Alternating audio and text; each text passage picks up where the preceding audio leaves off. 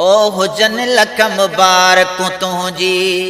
ठही तक़दीर थई भला भागतन जा मिलियो कंबर वारो पीर थई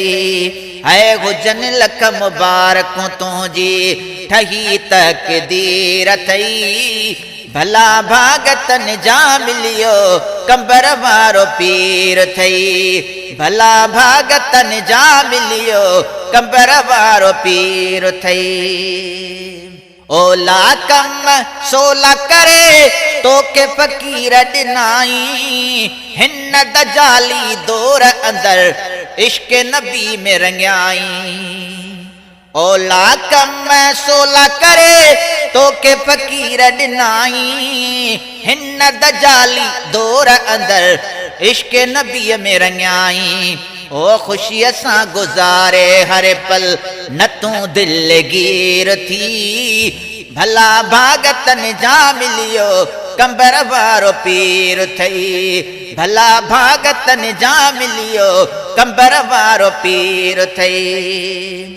चैनी पासे गूंजन पिया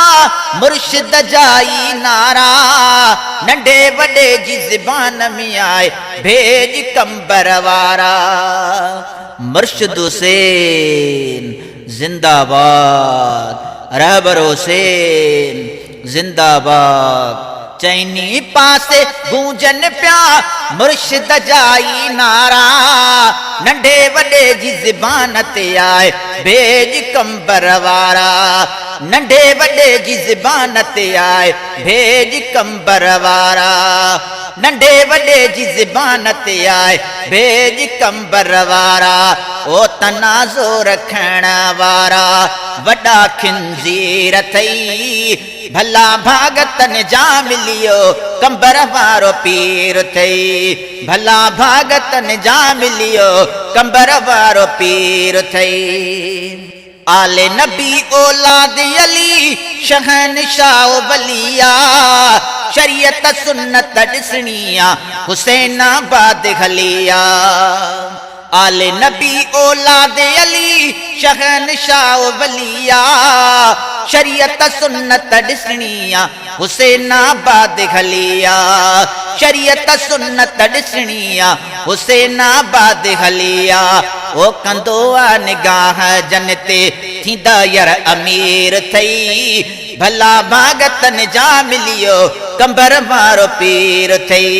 भला भागतन जा मिलियो कंबर वारो पीर थई हुसैनी तारिक शान लिखण जी ताक़त काई नाहे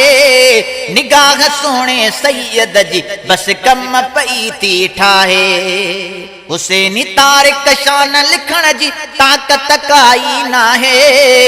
निगाह सोणे सैयद जी बस कम पई थी ठाहे ओ संदन ईदर जो खादिम ही अदेना हकीर थई ओ संदन ईदर जो खादिम ही अदेना हकीर थई भला भागतन जा मिलियो कंबर वारो पीर थई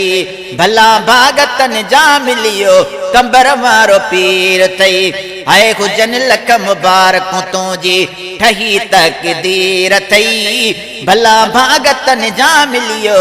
कंबर वारो पीर थई।